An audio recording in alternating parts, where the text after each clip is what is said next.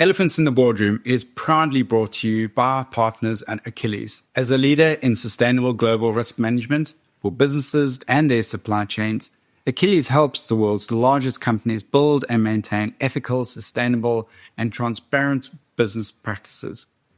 While we explore the elephants in the boardroom, Achilles is at the forefront guiding businesses through the risks and the opportunities these grey elephants present. If you're interested in how change impacts your supply chain or ESG strategy, it's worth connecting with Achilles. Visit achilles.com to learn more.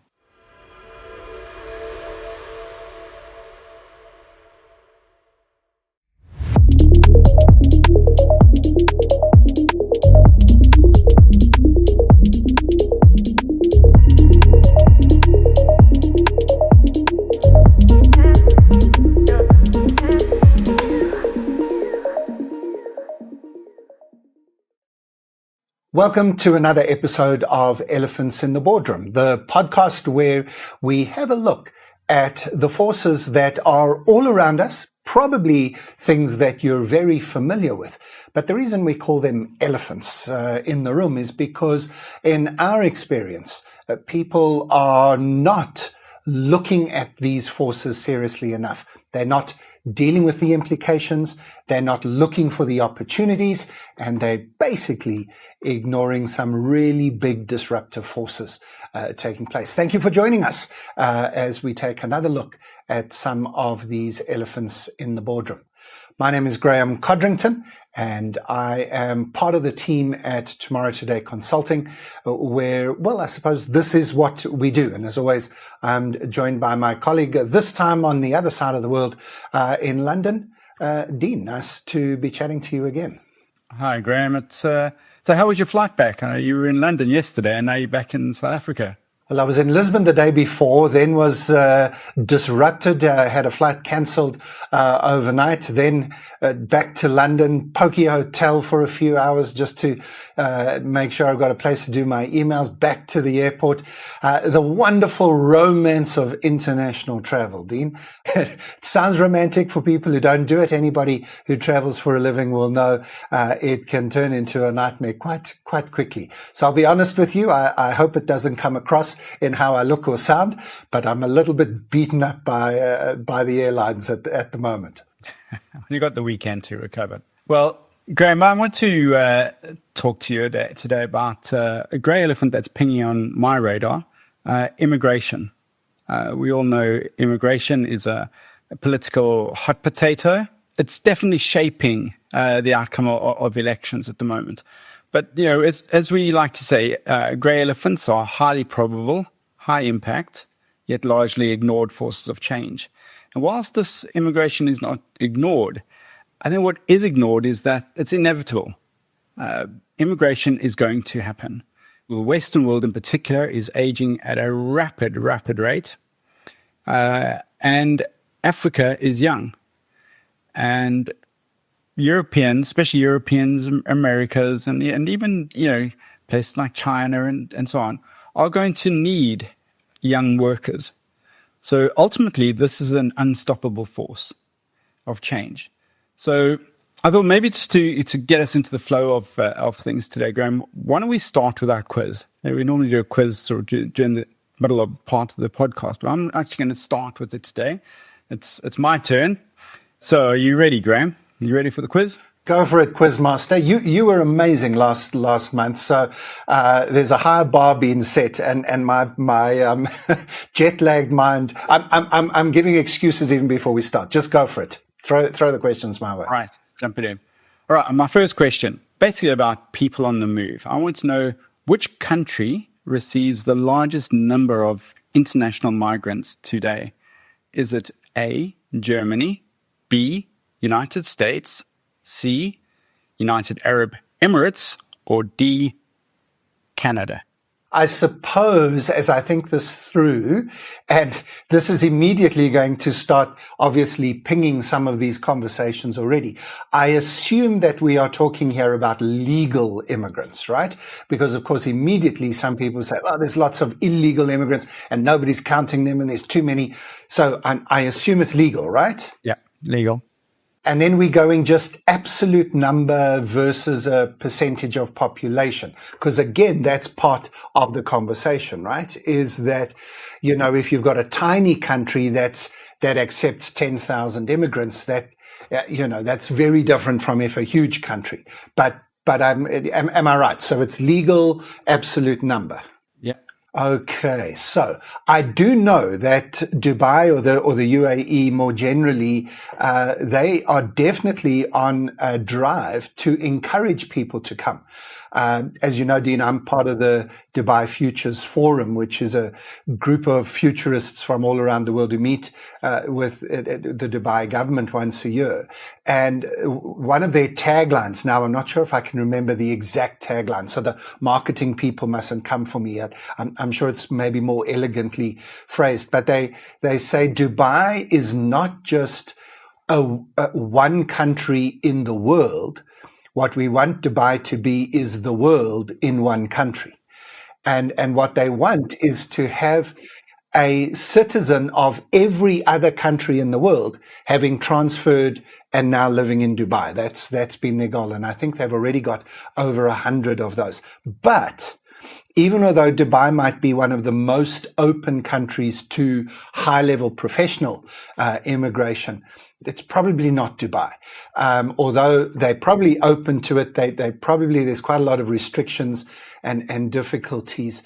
Obviously, United States and Canada, these are huge, big issues. Canada is very good, especially with taking refugees and taking people. It's Pride Month, so let's shout out to Canada. They have something called the Rainbow Road, which is named after the old Harriet Tubman railroad that got slaves out of the southern states. And Canada provide an immigration pathway for people, especially from Africa, who are being chased out of their countries because they're LGBTQI. But again, I'm not sure if I know Canada and know my Canadians well enough that's a huge amount. So, and of course, America, this is the big debate that they say there's too many, although there's not as many as most right-wing Americans say they are. So by narrowing all of that down, I'm going to say the answer is Germany. Okay. Germany is pretty close, but it's actually the United States.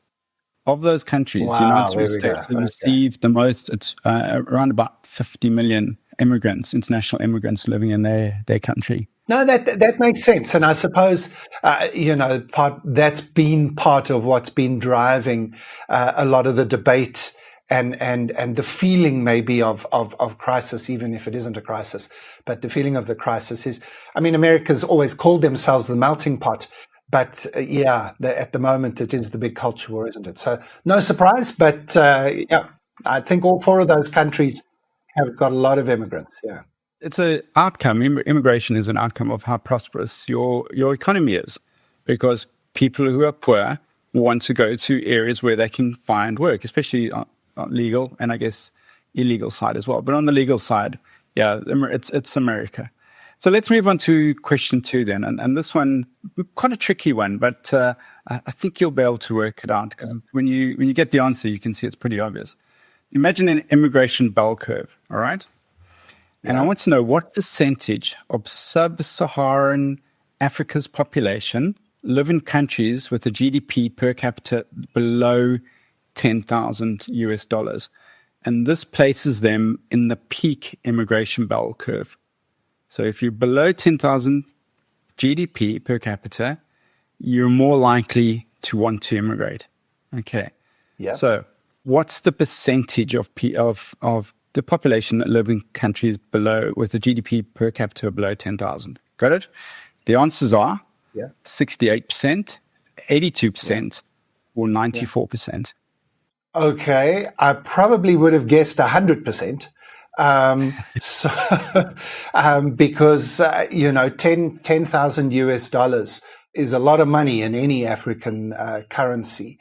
And besides some of the smaller countries like Botswana, I would say in sub-Saharan Africa might be slightly different. Does Mauritius count as sub-Saharan Africa? Probably not, but maybe it does, but it's also tiny.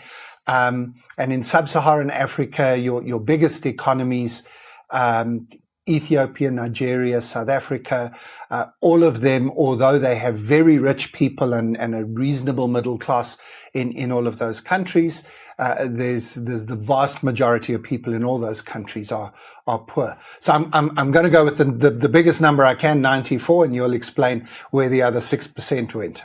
Yeah, spot on, 94%. So this positions sub-Saharan countries in that sort of sweet spot where people have the will and the means to migrate. Yeah. Okay, it was really good. Well done, Graeme. It was a good one. Okay, last one. Oh wow, we're going for 3 questions this time. You really gone for it on the quiz this time. Hope everybody at home's keeping up with us. Sorry, go for it. Okay, last one. In what year did fertility rates in Europe fall below replacement levels of 2.1 children per woman? Was it 1967, 1982, or 1999? Okay, I think 1967 is a bit far back. Some people, I think it might have only happened recently, but this is across the whole of Europe. Yeah, it might actually be that later number. I know that Spain, Italy, Germany, already long past that.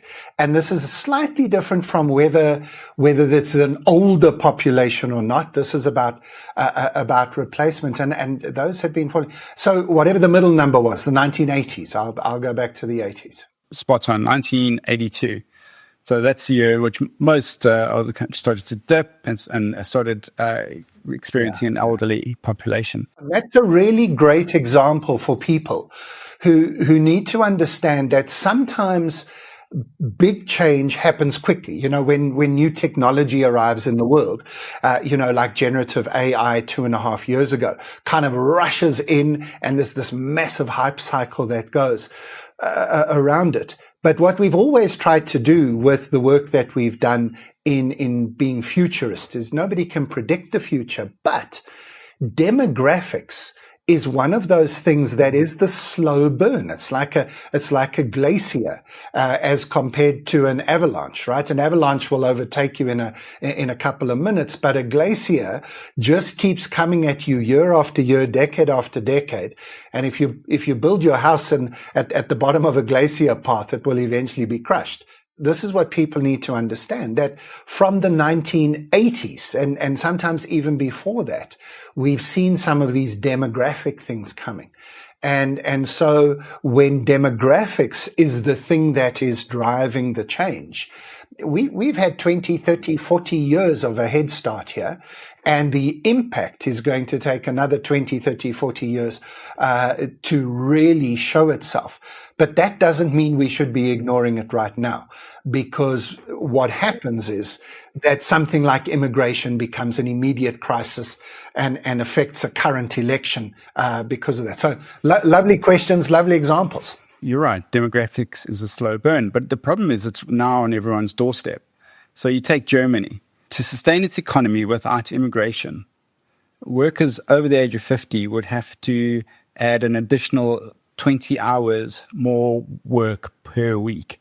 That's a hell of a lot of hours per week, right? It really is. I think Germany's going to lose around about 10 million workers over the next 10 years. Yeah. For their workforce. They are in dire need of immigration, and we can see our politics is now stirring this up into something that's quite emotional.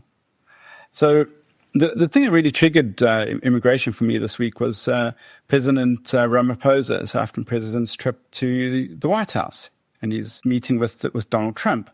And Graeme, I was just wondering, what are your thoughts on this visit and almost how he was ambushed, Zelensky style, in the White House sort of media room?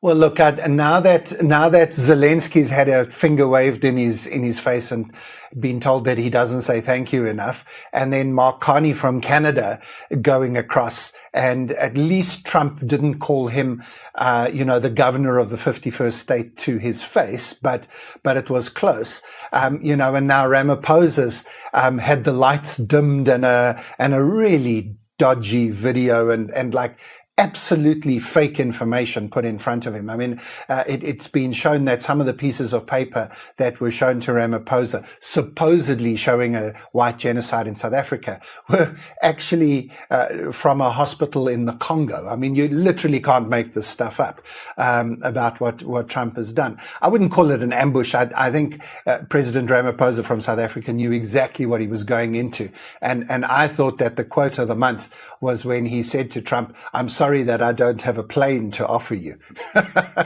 At which point Trump said, "If you had, I would take it."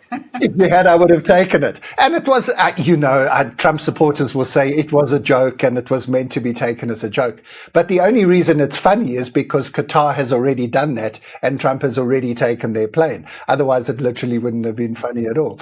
So, to be honest, as a South African, it wasn't unexpected. And I thought that the delegation from South Africa handled it quite well. But I agree with you that the fact of international issues now, whether it's a comment about your country is unsafe or my country doesn't have enough job opportunities or your country is rich or my country is poor, whether these things are true or not, the perception is what drives a lot of behavior, a lot of public policy at the moment.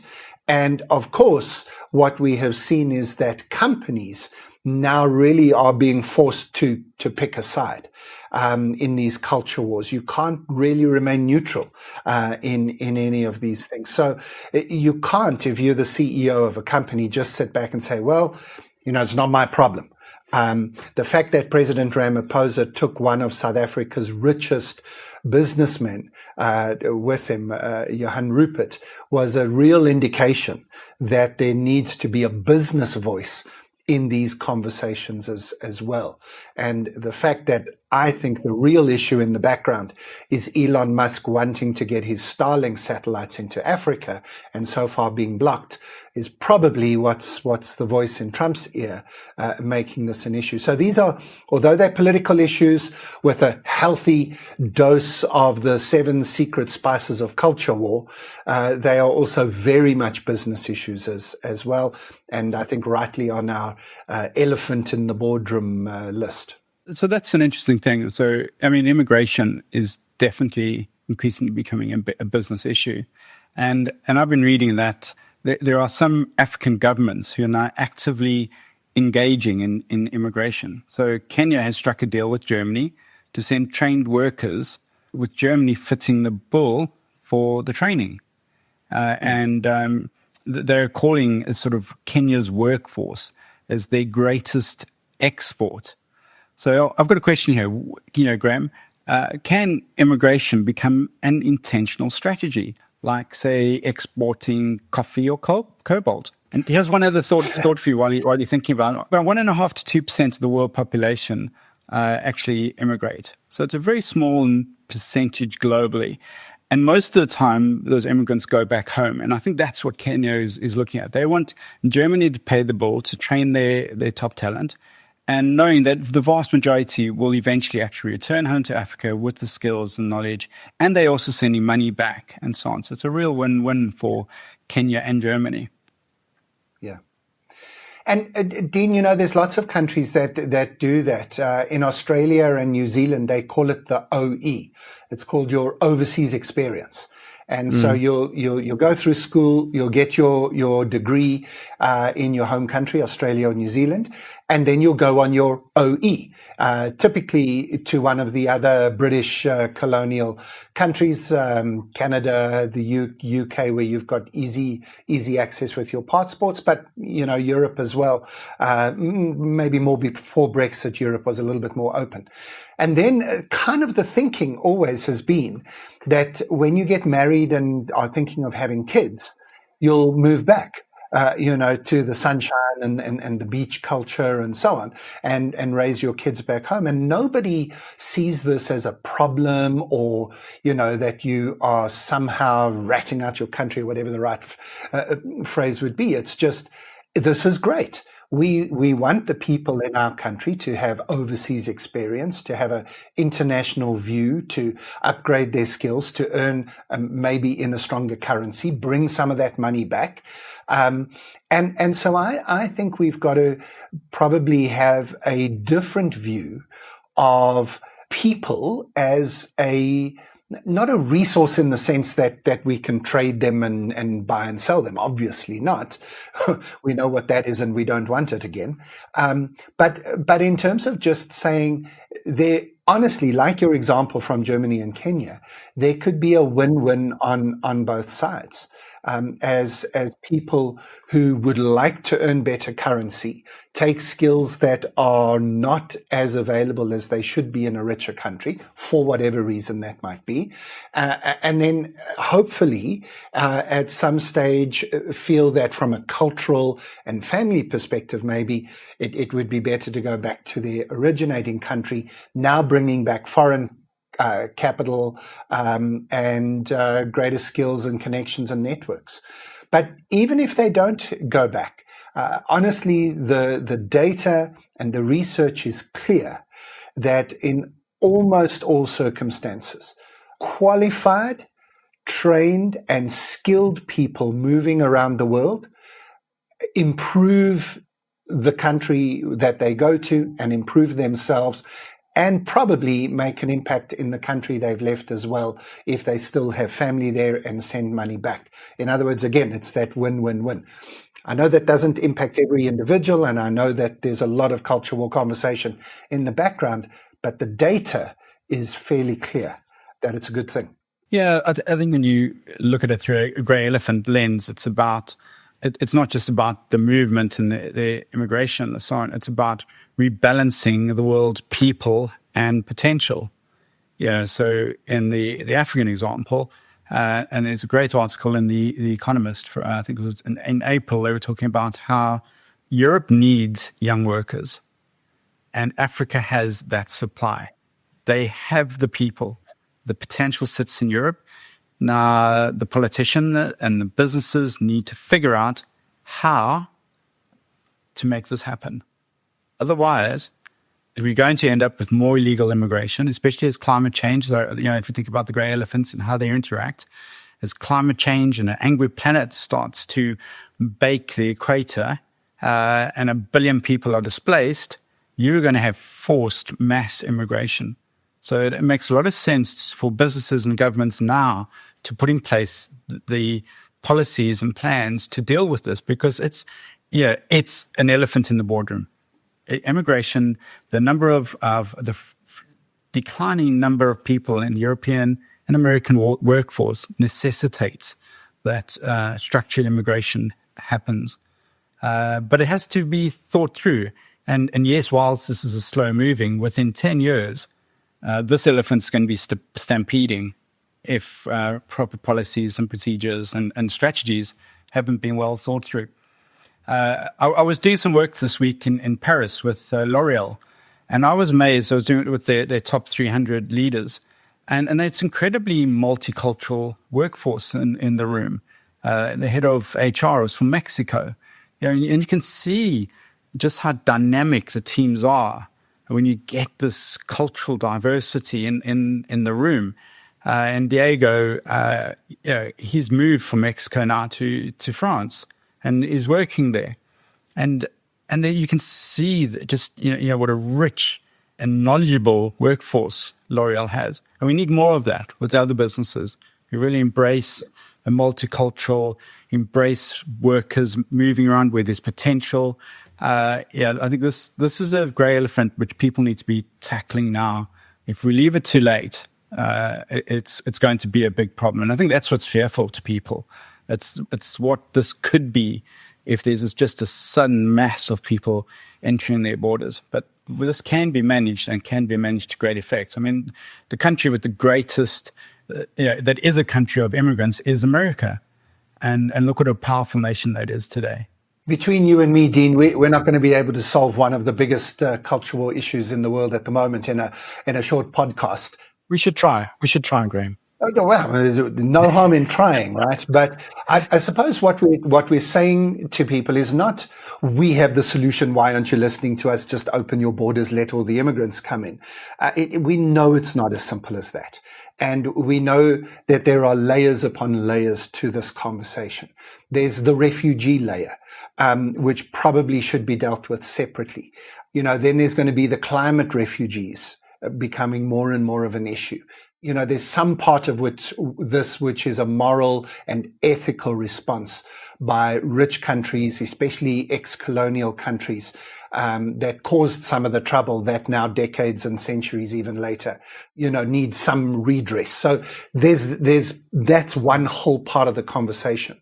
But I do think that what we would be encouraging people to do is to do two things. And this is essentially what the heart of the grey elephant approach is anyway.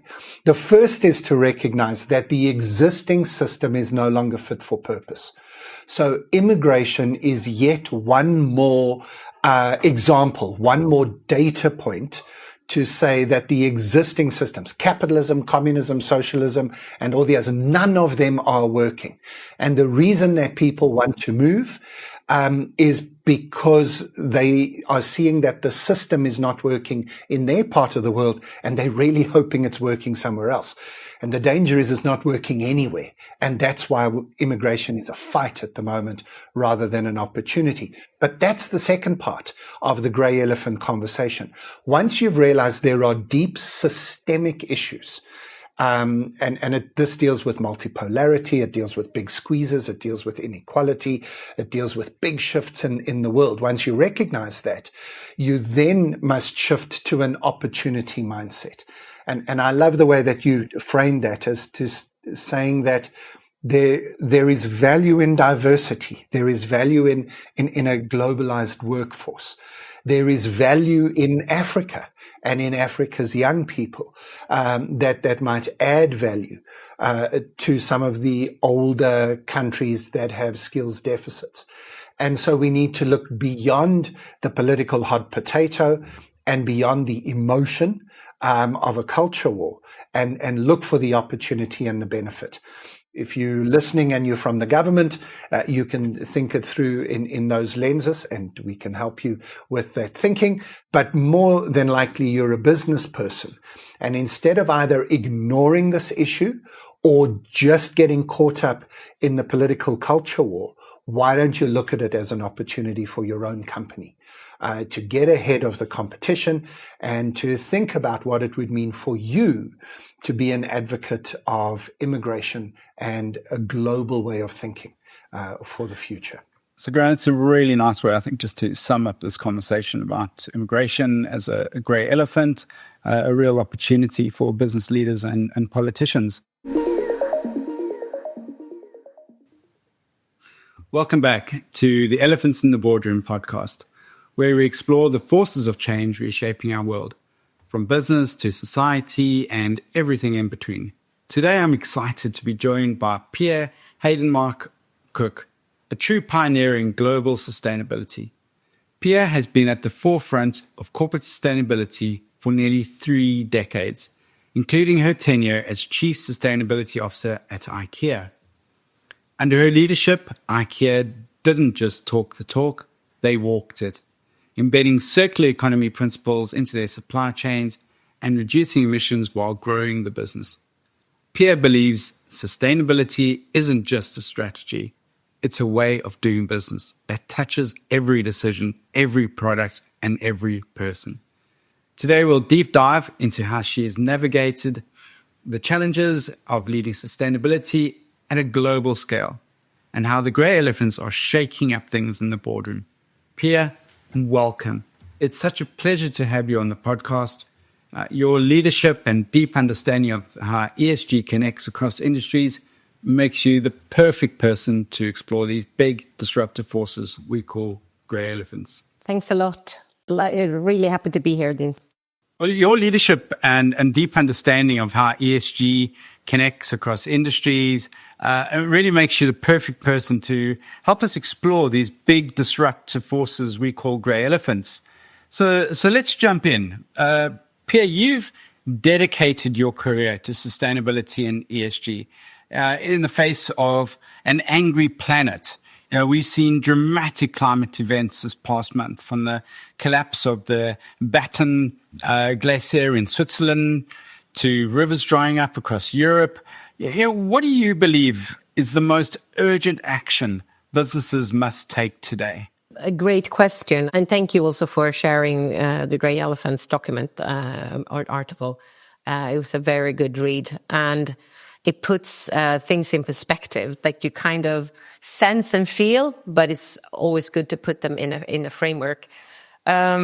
Most urgent, I mean, it's hard to say because you have the short term and the mid-term and long term. And short term, I have full respect for the geopolitical situation and the trade situation, that it's just on top of mind of people's day to day. And it is, like you say in your article, it's complex and complicated and everything at the same time. So what they should do first, I think one thing that's happening within the kind of governance work of the Angry Planet is the pushback on all the reporting requirements. And even though it's pushback, it's still much more than ever before. But I would, as a company working, so I'm assuming that they work with climate and sustainability, I would really reflect on material topics. So what is material to me, and not just tick off boxes and get requirements from outside and just fill it in, but really do the exercise of reflecting themselves. What is most important impacting us as a business? Is that supply chain disruptions? Is that human rights issues, or access to workforce? And what are the most important things that we are doing positively, but also negatively to the world and society? And really start from there. And I encounter still a lot of companies that are kind of jumping into sustainability or ESG because investors are asking for it, or regulators are asking for it, or a big client is asking for it, but not really owning it. They are seeing it as this add-on that's coming. So I would say that would be my first, take it on. It's not going to go away. Do it seriously, do it well, and really connect it into your business and into your strategy and own it. I think that's some amazing advice.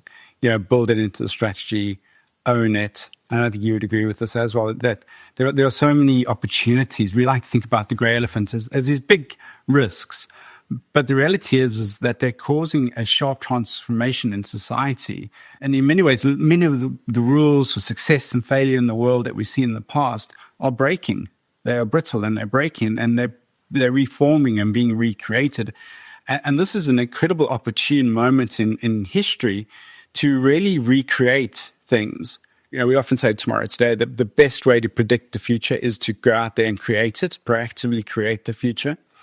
And if you're thinking about ESG and sustainability as a tick box exercise and something you have to do for regulators or investors, you're missing out on the power of innovation that can really drive growth within your business. Well, what's been your experience in this regard, especially around building sustainability into the DNA so that it becomes everyone's job, and it's central, I guess, to innovation and how we think about running our businesses? I mean, it's a long journey, and I meet some companies like IKEA that have been doing it for a while, and they've gone through all the phases of CSR, so charity and philanthropy and kind of community involvement activities for employees, to kind of energy, water and waste management and more the operational part, to then going into, hey, this is actually about what we choose to do as a business. What are the products we design? How do we design them? Where do we source from? Which customers do we interact with? And companies that are there, then innovation sustainability becomes a source of innovation naturally, because you kind of, just like with the grey elephants, you kind of frame the world, like what are the scarce resources in the supply chain? And if we want to continue to grow in 10, 20, 30 years, 200 years, how do we keep getting access to those? And what is it we need to do to kind of prepare for that to happen, which often means that you need to do industry sector partnerships, or you work again, even outside your sector with other partners, because we always talk about systemic change, but it requires that kind of systemic change. And then you need to speak up, you need to work with others, you need to be very open and share, this is my problem, this is where I'm sitting, and how can we solve this? Because I want to continue to, most often they want to continue to grow. And don't believe resources are scarce if we manage them well, but they are becoming scarce because we are mistreating them. So I think innovation, to really reflect on and also listen to customers and see how our behavior is changing. So it's circular, that people care less about owning today, especially younger generations. They want access to function. What does that mean for your business model? And then I get that it's really hard to kind of go from one business model or one financial model of making money in a certain way and then shifting to something else. But that's kind of where customers are heading, and not because of planetary reasons, just because of how, younger generations are changing in their mindset. So how, as a company, do you use that knowledge and changing consumer behavior to your advantage?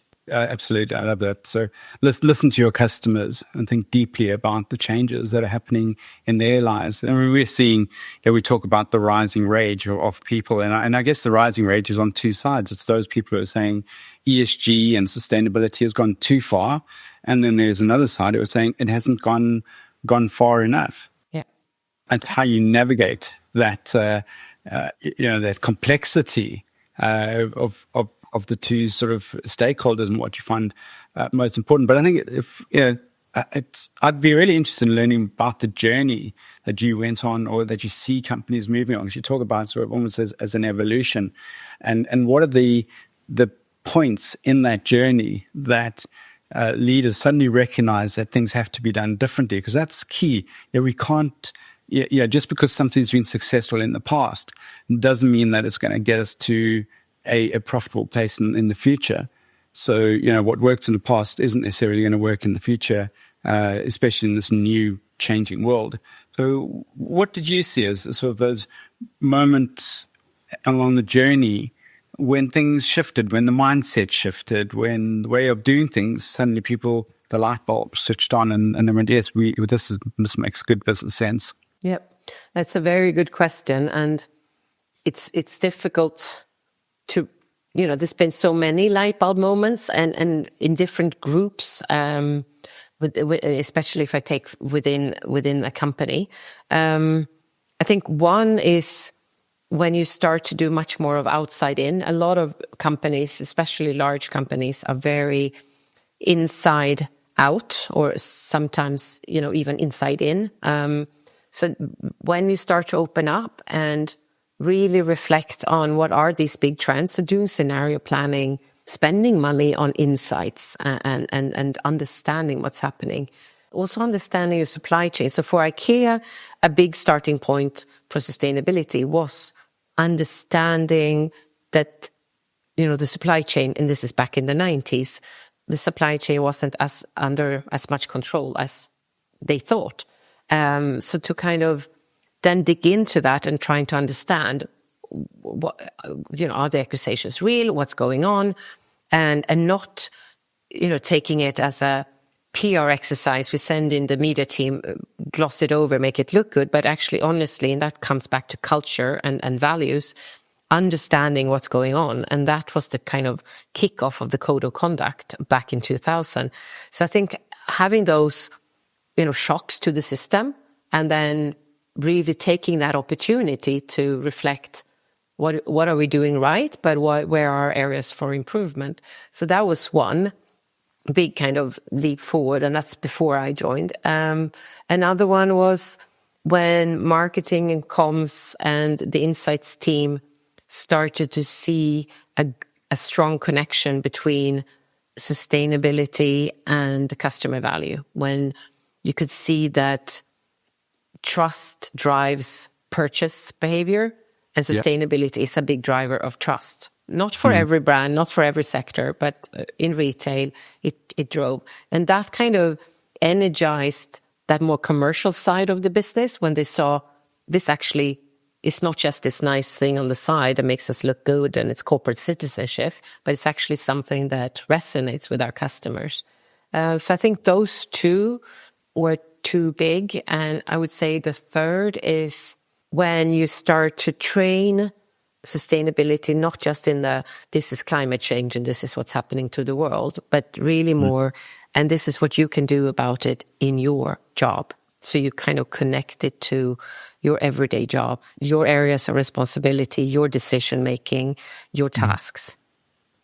No, fascinating. Really, really great insights there for our listeners. At TomorrowToday, what we love to do is love to look at the trends that are coming over the horizon and pick out data points that suggest how the world might be shaping.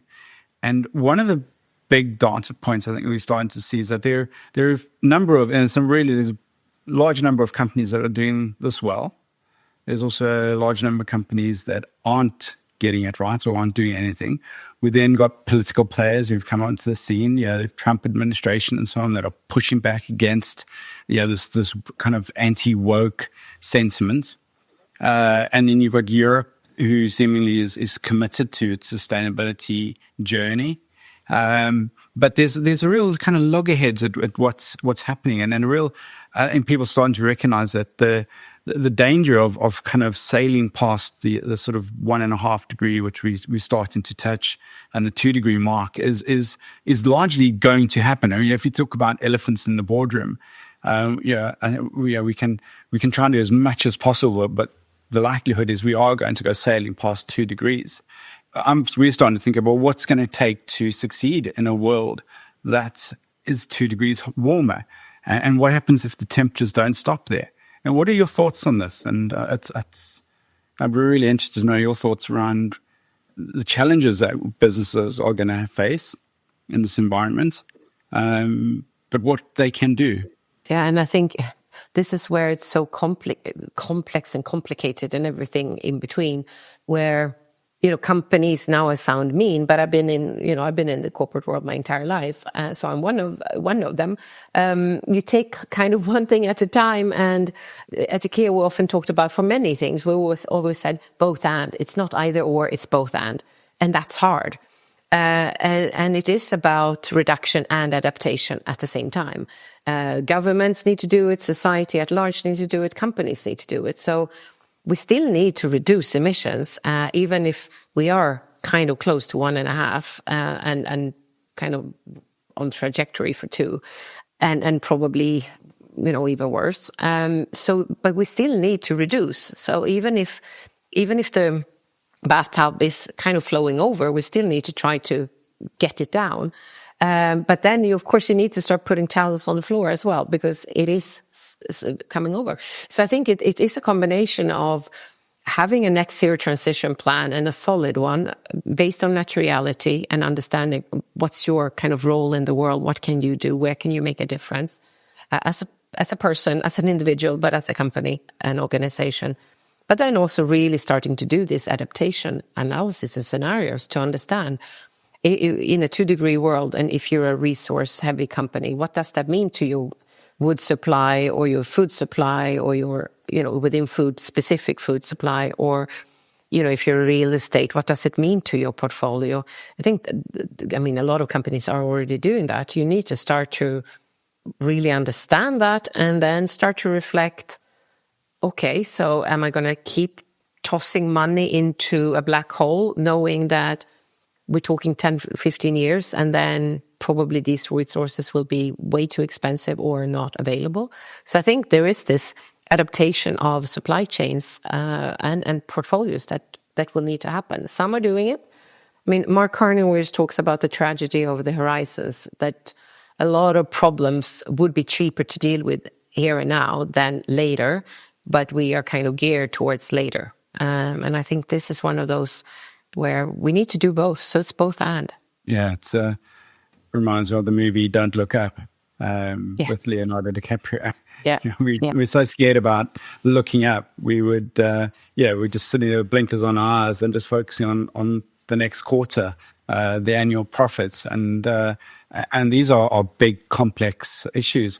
But also what you were saying before, that we kind of think that because it's been a certain way before, it's going to continue that way. So that whole continuity bias, I think a lot of boards are a bit stuck in. But we've been growing while we did it like this. So let's, if it ain't broken, don't fix it. And some of the things that are broken, we don't see in our day-to-day, but they are broken. Yeah, absolutely. I was doing some work with L'Oreal last week, and we were talking to them about a BANI world, so a world that is brittle, is anxious, non-linear, and incomprehensible.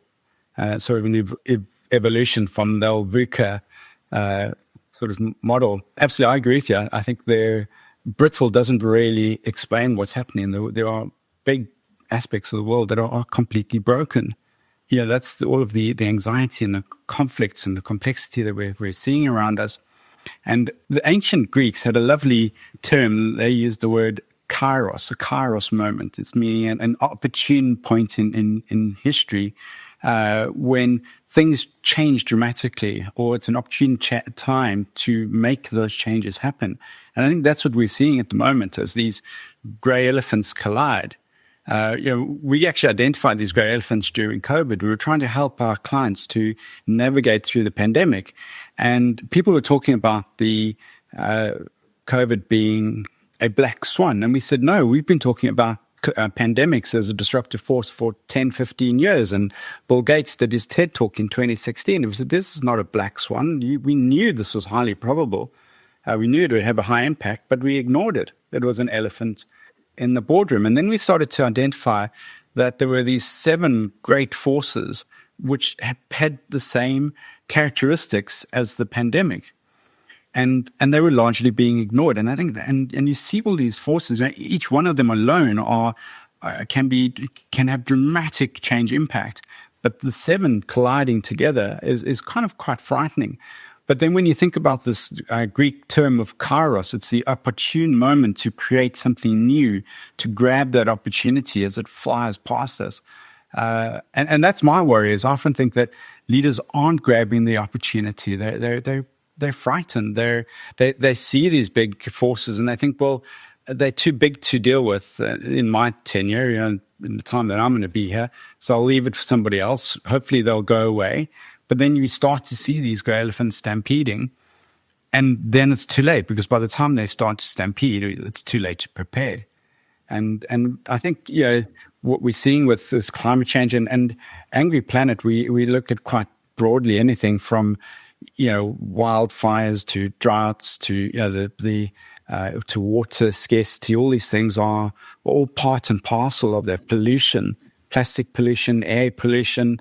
All of these things, and we're seeing the planet fight back. It's interesting to see, and I liked what you were saying earlier about we don't want to tackle these things until they're kind of here, but then it costs a lot more, and that's kind of a shame or a missed opportunity. Yeah, I know, I fully agree, and I mean, there's been so many research studies done lately where we're literally talking about 1 to maybe 3% of GDP if we deal with it today. And if we don't, then we're talking about wiping out 10 to 30% of GDP annually, which, we're going to feel it. And with your 7 elephants, with, the people element, so not angry planet, but angry people kind of, or polarized people, they're going to go to the streets even more. And one concern I have, the same concern as you, but one concern I have is really social media, where not all the good things, because there's a lot of good things with it, but when it kind of puts us in these pockets where we kind of go from not being able to talk to people who think differently than us, because we're fed with so much kind of fake news on both sides. So I'm not saying it has one side, both sides, where you kind of start to think the other one is stupid and you can't find this common ground. And having worked internationally most of my life, you always go to, small towns, cities, countries, regions, and they always say, we are unique, we are so different. So what you come with from global office, it's not going to work here. And then it always does, because if you listen and talk to each other, you'll find that you have a lot in common.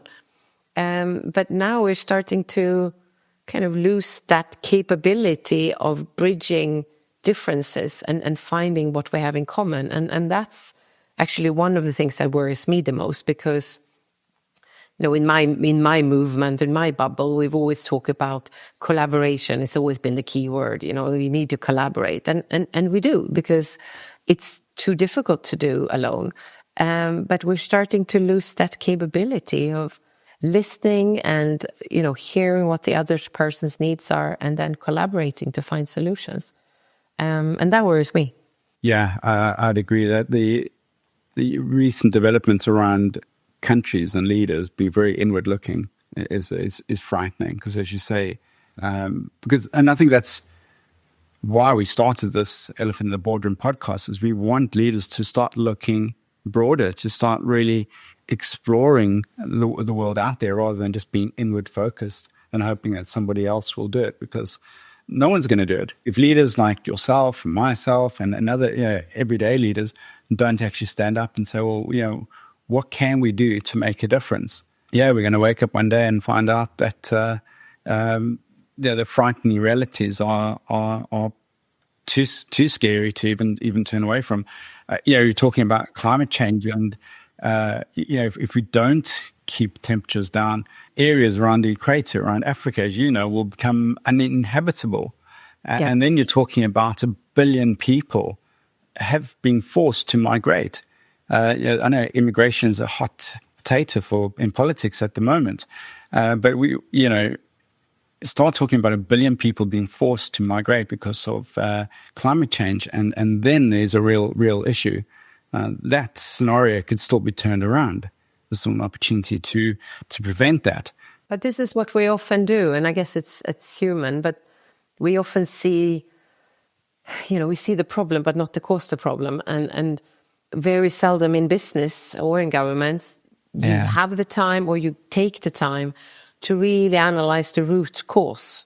And so we're kind of trying now to solve the problem, which is then in some people's minds, the immigration, but not really understanding why are people emigrating. And I mean, most people want to stay in their own home. Like that's like a basic thing. People want to stay at home if they can.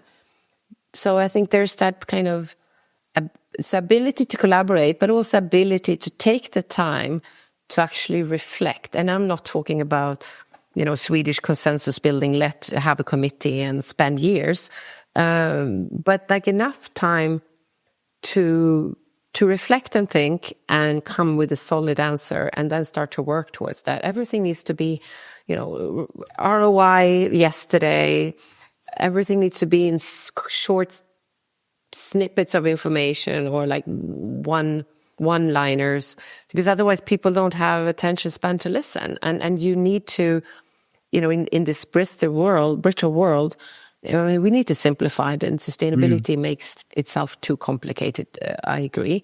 But we can't oversimplify, so we take away that we are living in a complex, ununderstandable, incomprehensible world. That's like the world we're in. It is. It's the reality.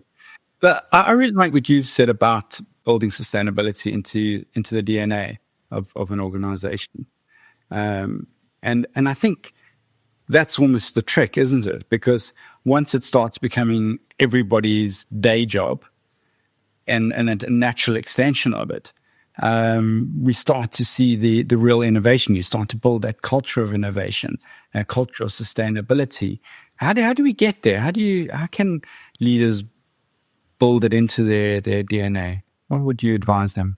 It's not easy, and it takes time. So I think, at least my experience, it's very difficult. Let's say you come in new in an organization and you're going to first month, make everyone responsible. It's hard.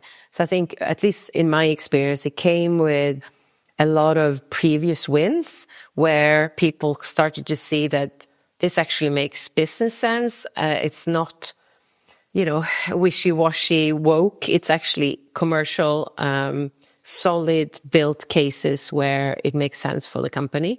So you kind of have that under your vest when you go into conversations.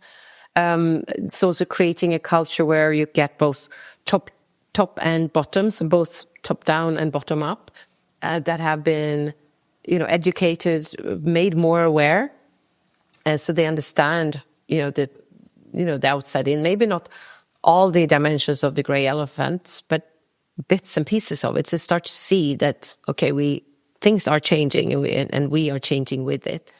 And then kind of at that point to really start to break away in job descriptions. I mean, I've come across so many job descriptions where it says, and contribute to, adhere to the values and contribute to the task, or contribute to sustainability, which is so, like, no one will say no, because, you don't want to hurt babies and children and fluffy animals. So, but it's fluffy, it's not concrete.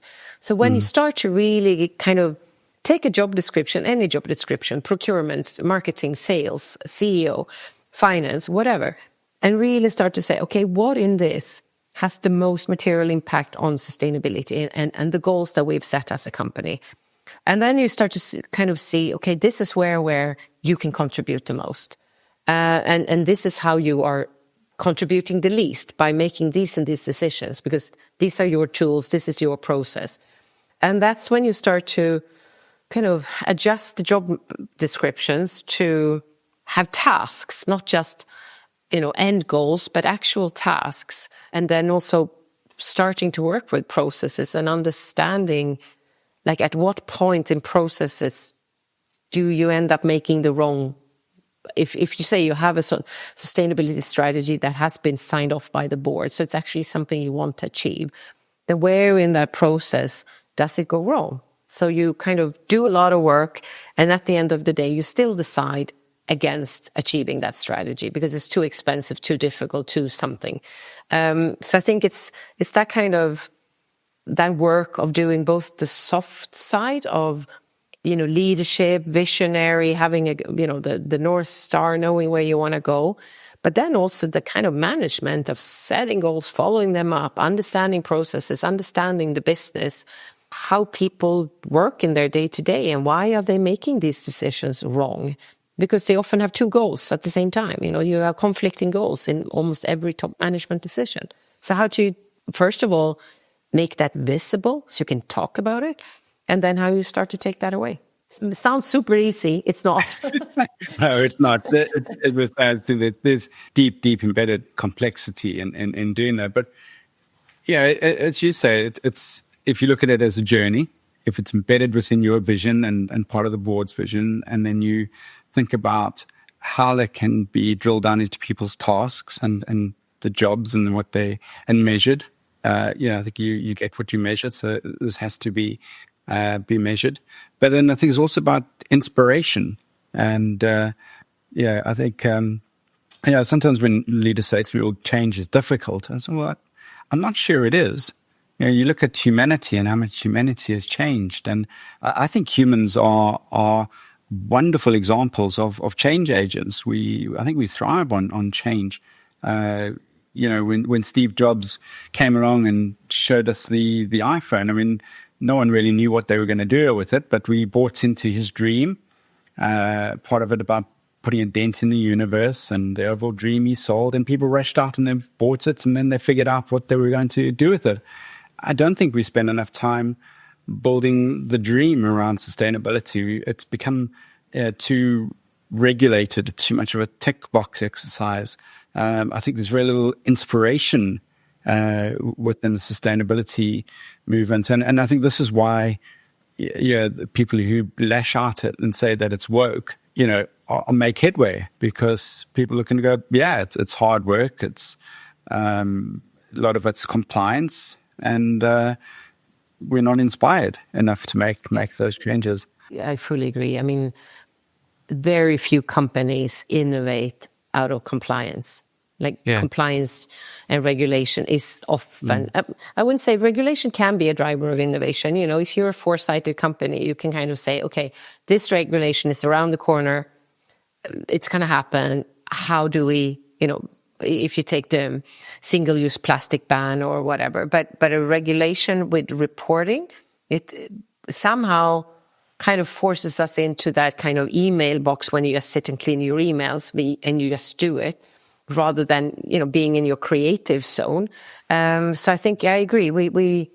It's the same with, in business. You can't, of course you can cost cut and reduce losses, but you can't really cost cut yourself out of a downturn. You need to also start to really think, okay, what are we doing wrong? How can we, like you say, what are the Kairos moments? What can we twist and turn so that we become even more relevant? And that's how you grow, and not by cutting. Yeah, fascinating. I think I could spend all day talking to you about these things, Pia. But I think we've got time for one more question. For the next generation of sustainability leaders, many of them facing this world of angry planets and big squeezes and societal fractures. And what message would you share to inspire them to act boldly and with hope? That is such a good question.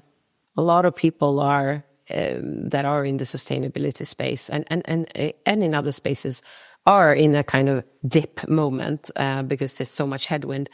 What helps me is kind of zooming out and knowing that I've seen several dips before, and we've always come out of them more focused, sharper, better. So a bit of the fluff that became, when it becomes inflation in sustainability and you put everything in there, it's cleaned out. And so you come back again to what is material, what's important, what's real. So kind of zooming out and just like you've done with the grey elephants, to really, climate change is not going away. Biodiversity loss is it's science, it's scientific, it's physical, it's happening. So it's more finding those proof points and those evidence to kind of rest assured that this is a dip, but it's not it's not gone forever. And then using this dip time, to sharpen the business case, work on the things that, data gathering, all those things that maybe you didn't have time for when everyone was asking for you to come. Every department wanted you to kind of join and do work with you. To use this time wisely, because there will be a time again where everyone is like, whoa, our sustainability strategy, we need to really get moving. So it's just kind of wearing out this time, and then using our voices, not just at work, but, as consumers, as citizens, and talking about it. But it's hard because, now I just saw the elections in, Poland, and we are deeply divided. And it's hard when I think we're all kind of caring for the planet, for our families, but the solution of how to take care of your family and the planet, our planet, is just so different. Like, we believe that the way to get there is so different. And that again comes back to talking, finding compromises, finding common ground, because we have to do, no matter if you're voting for that side or no side, we're living on the same planet. So we need to make it work. That's so true. Planet Earth doesn't take sides, it'll only take its side. And exactly. Well, Pia, thank you so much. So much rich content, great data points for our listeners, ourselves to think about. It's been fantastic speaking to you. It's been really, truly inspiring. And, for our listeners, if today's conversation sparks ideas or challenges you want to explore further, we'd love to hear from you. So let's keep the dialogue going. This is a super, super important topic. And as Pia was saying, it's in a bit of a dip. There are a number of headwinds. But in reality, when things start to get tough, then you're getting towards breakthroughs and real change can happen. And that's when you have to push back harder. So Pia, it's been a pleasure having you with us on Elephants in the Boardroom. Thank you for your time and for the incredible work you do in shaping a more sustainable future. Thanks so much. Great speaking to you. Thanks a lot. Thanks a lot for having me. It was lovely. Thank you. Wow. What an inspiration. Pia is someone, at the coalface, living, breathing, sleeping, eating, sustainability and ESG strategy. There were so many great takeaways. Building it into your DNA, putting innovation at the center of sustainability, and building it into your day-to-day tasks. I think one of the great points that she made is that this grey elephant, this angry planet, which sustainability and ESG are big components of, it's not going to go away. It's a grey elephant. It's in the boardroom, and we can ignore it for as long as we want. But soon, and it's a restless grey elephant. We do not want to see this one stampede. But together, through collaboration, through thinking creatively, we can find the solutions. And the solutions are multifaceted. There are solutions around how we live in a world that is exceeding 2 degrees centigrade. It's also about how we stop the water from flowing in, so how we reduce our carbon emissions. Please join us next month. We do this podcast every month. If you like the podcast, please give us a review or leave your comments. And we look forward to seeing you next time.